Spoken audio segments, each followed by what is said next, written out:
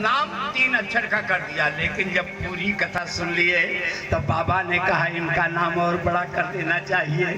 तो मुनि सन विदा मांगी त्रिपुरारी, 4 अक्षर का कर दिया, विदा मांगी त्रिपुरारी, चले भवन कुमारी।